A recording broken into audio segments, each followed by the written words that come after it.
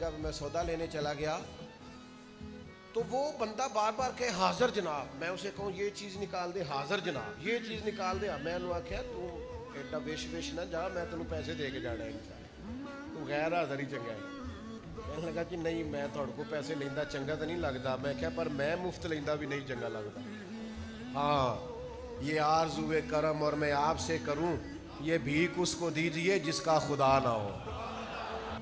داتا صاحب رحمۃ اللہ علیہ نے لکھا ہے کہ ایک علاقے میں قحط پڑ گیا تھا، لوگ بڑے پریشان تھے، تو وہاں سے ایک شخص بازار آیا تھیلا لے کے کوئی خریدنے کے لیے، تو وہ تھیلا گھماتا، اٹکیلیاں کرتا، ہنستا مسکراتا آیا، اور جب اس نے چیزیں خرید لیں واپس جانے لگا تو پھر اس کا وہی حال، ہنستا مسکراتا کھیلتا۔ تو بہت سارے لوگ پریشان تھے، ان کو غصہ آیا کہ قحط پڑا ہوا ہے، کاروبار چلتا نہیں، حالات خراب ہیں اور تو بڑا خوش ہے۔ غصہ کیا لوگوں نے، کہا یار کوئی خیال کر، حالات کیسے ہیں اور تو اٹکیلیاں کر رہا ہے۔ داتا صاحب فرماتے ہیں وہ شخص کہنے لگا تم پریشان ہوں گے، میں پریشان نہیں ہوں، اس لیے کہ میں جس آقا کا غلام ہوں نا، اس نے بھڑولے ٹائم پہ بھر لیے تھے، خزانے اس کے بھرپور ہیں، مال اس کے پاس زیادہ ہے، لہذا ہم تو خوشحال ہیں۔ داتا صاحب فرماتے ہیں یہ جو لوگ تمہیں ٹینشن لیے نظر آتے ہیں نا، یہ جو تمہیں مالی طور پر ہر وقت آنکھوں میں آنسو لیے نظر آتے ہیں نا، ان کو اگر اتنا بھی اپنے رب کے خزانوں پر یقین ہو جائے نا جتنا اس غلام کو اپنے آقا کے خزانوں پر یقین ہے، تو یہ تمہیں کھلتے ہوئے نظر آئیں، یہ تمہیں خوش ہوتے نظر آئیں، یہ تمہیں مسکراتے دکھائیں۔ وہ جو دوپہر کو ہم سکول سے آتے تھے اور آ کے کہتے تھے اماں جی روٹی کھانی ہے، تو اماں کہتی تھی پتر سالن تے کوئی نہیں تے میں تو تھوڑا جی چٹنی نہ بنا دیا، تو پوچھ لینا میری طرح کے سب لوگوں سے وہ چٹنی کیا ہوتی تھی، دھنیا تھوڑا سا ڈنڈے کے ساتھ دوری میں تیار کیا جاتا تھا، تھوڑی سی لسی، ہلکی پھلکی اس کے اندر نمک اور مرچ، پر بنائی اماں نے ہوتی تھی نا، تو پھر کوئی اس کا مزہ تھا، کوئی اس کا ذائقہ تھا، پھر محسوس ہوتا تھا کہ دنیا میں جنہوں نے بڑے بڑے ڈپلومے کیے نا، شیف بنے، ان سے کہیں آؤ ذرا لائن میں کھڑے ہو، میری ماں تمہیں سکھائے گی ذائقہ کسے کہتے ہیں، آؤ نہ اسے۔ اور کبھی اگر اماں یہ کہہ دیتی نا روٹیاں پکاتے پکاتے کہ پتر اٹھ کے نہیں آیا جاتا، پیڑی پھڑتے تھے میرے کول ہی آ گا، اوئے ہوئے، پھر تو یوں لگتا تھا کہ جیسے نا ساری رحمتیں جھوک کے آ گئی ہیں اور کرم کی برکھا گویا برس رہی ہے۔ اتنے میں نے زندگی میں بڑے بڑے مہنگے ہوٹلوں پہ بھی جا کے دیکھا ہے، پر وہ مزہ دوبارہ آیا نہیں، میری طبیعت نہیں ہے، پر حافظہ ذرا اچھا ہے، باتیں میرے ذہن میں محو رہ جاتی ہیں۔ ایک صاحب نے نا ایک دکان پہ، میں ویلڈنگ کا کوئی کام کرانے کے لیے بیٹھا ہوا تھا، تو موٹر ٹینکی لائے وہ پانی والی گھر سے، تو وہ تھوڑی سی انہوں نے ٹینکی کو نا اس سے ویلڈ کرایا، تو اٹھا کے چلنے لگے، تو بندہ کہنے لگا جی وہ 300 روپیہ دے دیں، کہنے لگا بچے پانی پین کے تینوں ثواب ہوئے گا، وہی بڑا سیانا تھا، کہتا ہے مسجد دیئے،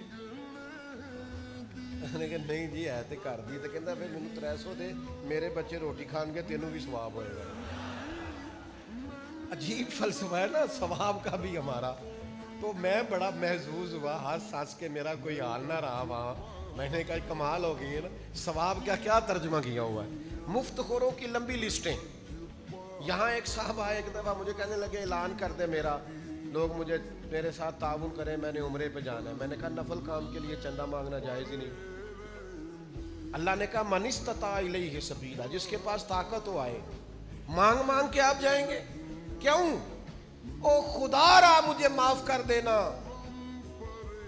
میں اس وطن کا رہنے والا ہوں جہاں سے لوگ ویزا لے کے عمرے کا جاتے ہیں اور بیت اللہ میں جا کے مانگتے ہیں، میں شرم سے اس دن پانی پانی ہو گیا جس دن مجھے پتا چلا کہ پاکستان کا ویزا چند ملکوں نے اس لیے بند کیا ہے کہ یہاں آ کے مانگتے ہیں۔ یہ ہمارا تعارف ہے دنیا میں، یہ ہمارا سٹائل ہے کہ آپ ویزا لے کے کسی ملک جا رہے اور مانگ رہے ہیں۔ میرے نبی پاک صلی اللہ علیہ وسلم نے فرمایا جس نے اپنے اوپر سوال کا دروازہ کھولا اللہ اس پر غربت کا دروازہ کھول دے گا، اس کے فقر کو طویل کر دے گا۔ اگر تم مانگ کے کھائے گا تو پیٹ کبھی نہیں بھرے گا۔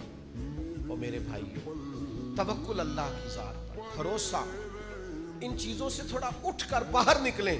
یہ کیا بات ہوئی کہ ہم سارے ڈھونڈتے پھرتے ہیں, ہم ان چکروں میں پڑتے ہیں. مجھ سے ایک علامہ صاحب ناراض ہو گئے اور بڑے گہرے قسم کے ناراض ہوئے. میں نے کہا کہ میں چاہتا ہوں بچوں کو نا مدرسے میں دنیاوی تعلیم بھی دی جائے,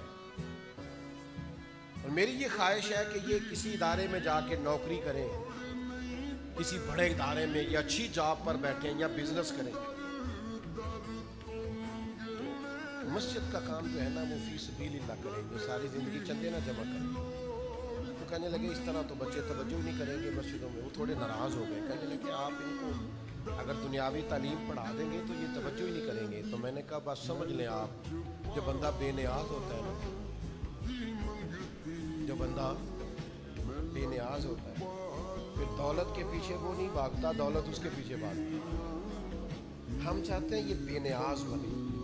یہ چندوں کا جو مزاج ہے, ہمارے حکمران پتہ کیا کرتے ہیں, بلوں میں کبھی قوم کو گنجائش نہیں دیتے. انہیں مہنگائی انہوں نے کم نہیں کرنی ہوتی. انہوں نے کہنا ہوتا ہے وہ اس طرح کرو, آپ اپنے اپنے شناختی کارڈ لے کے آ جاؤ, وہاں نا بٹنے لگا ہے, مفت کا آٹا وہ لے لو, وہاں تمہیں راشن ملے گا وہ لائنوں میں لگ کے لے لو, اور جناب وہ تمہیں 3,000 روپے فلاں انکم سپورٹ کے نام پر تمہیں ملیں گے وہ لے لو. قوم کو آپ بناتے ہی بھکاری ہیں. آپ یہ مزاج ہی نہیں بناتے کہ آپ ان کو ویسے آسانی دیں. ان کا آپ بجلی کا بل کم کریں, گیس کا بل کم کریں, ٹیلی فون کا بل کم کریں, بچوں کی فیسوں میں آپ کمی لائیں, کتابیں سستی کریں, آپ گروسری کا سامان سستا کریں تاکہ لوگوں کو مانگنا ہی نہ پڑے. لیکن آپ قوم کو بھکاری بناتے ہیں. آپ کہتے ہیں وہ لائن میں آ کے لوگوں راشن ملے گا, وہ لائن میں آ کے لوگوں آٹا ملے گا. یہ مزاج مومن کا یہ مزاج نہیں ہے. مومن تو اپنے رب سے مانگتا ہے, وہ اللہ سے. اور پھر آپ ظلم یہ کرتے ہیں کہ پردہ دار عورتیں اور بوڑھی عورتیں بیچاری لائنوں میں کھڑی اور آپ دھکے پلا رہے ہو. تو خدا را واپس آئیں, اللہ کی ذات پر بھروسہ کریں, اپنے رب کے حضور. دیکھیں نا ان لفظوں کا کبھی آپ حسن محسوس کریں نا. حضور فرمانے لگے اوپر والا ہاتھ نیچے والے ہاتھ سے بہتر ہے. اوپر والا ہاتھ نیچے والے ہاتھ سے. آپ ساری سیرت کی کتابیں پڑھیں, ہر سیرت نگار نے لکھا ہے نبی پاک کے گھر میں مہینہ مہینہ چولہا نہیں جلتا تھا, اور اسی شخص نے 2 صفحے چھوڑ کے یہ بھی لکھا ہے جو دروازے پہ مانگنے آتا تھا اسے جھولی بھر کے عطا کیا جاتا.